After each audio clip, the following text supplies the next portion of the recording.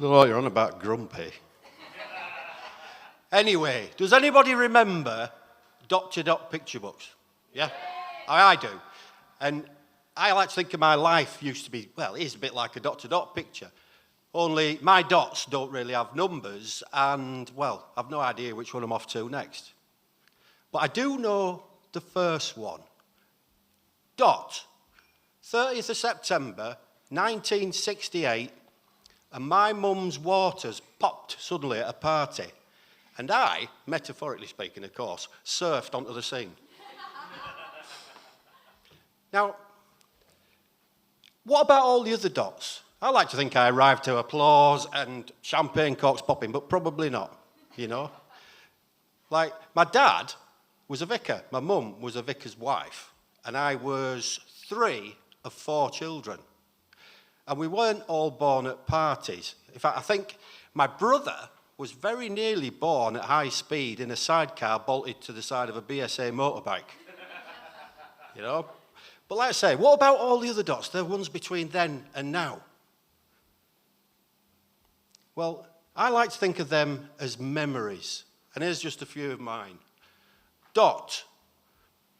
Summer 1980, and I arrived back home from a village old jumble sale with a giant box of Commando comics and action men, you know, with gripping hands and eagle eyes. Do you know, some of the later ones even had blue underpants, but that's by the by. Now let's set the scene. A warm summer's morning, a 4-man recon patrol led by eagle-eyed blue pants lies in a shallow hollow in the lawn awaiting for pickup by Tank Commander Dave Percy. Dave Percy wasn't an action man, no. Dave was my pet rat, and he was the perfect size to fit in the action man tank, and he loved being pushed around in it, loved it. Anyway, where were we? Oh yeah, recon patrol waiting for pickup. The rumbling, clanking sound gets louder and closer, closer and louder. There was no pickup, though. By the time Dave and me got there, it was carnage. There was nothing we could do. There were bodies and limbs everywhere. Eagle Eye's head was in a bird bath, just bobbing and staring at me. My brother, he just kept on pushing the lawnmower.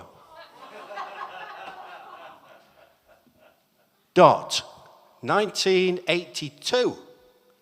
I joined the Army Cadets, and the Falklands War's on, and it seems to be on television screens everywhere and in the newspapers.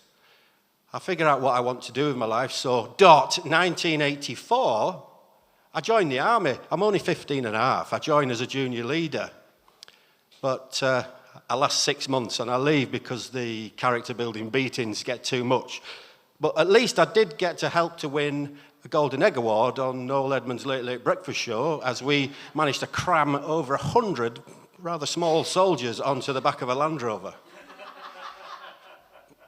So, dot, 1986.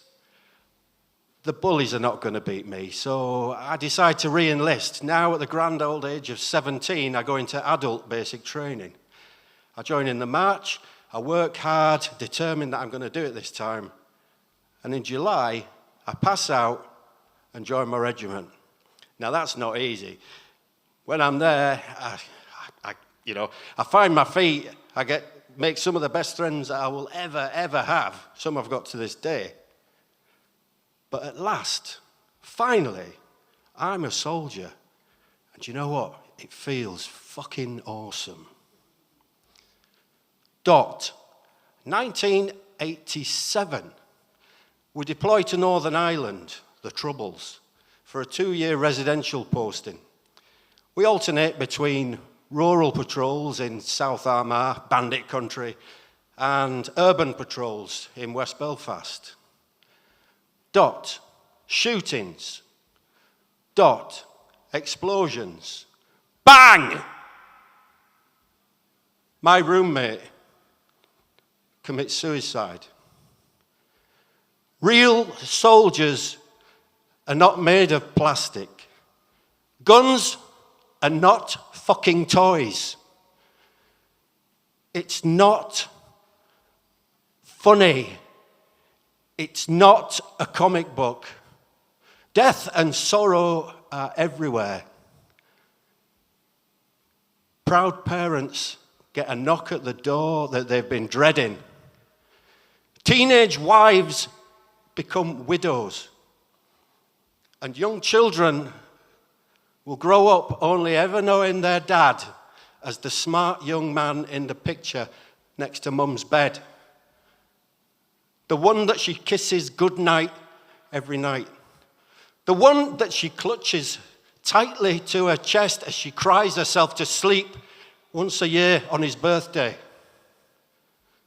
Soldiers are not just a uniform.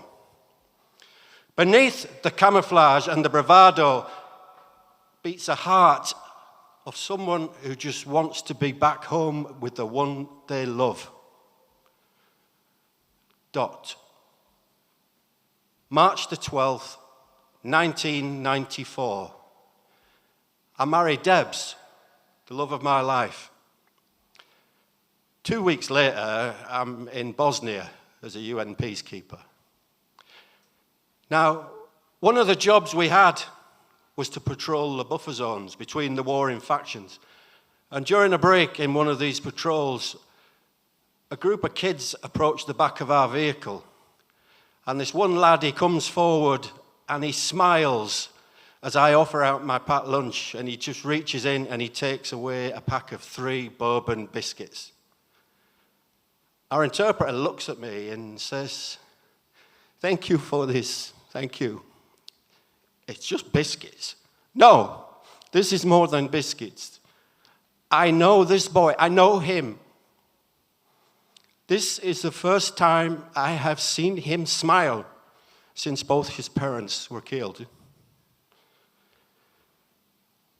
War is shit, but it's still nice to be nice.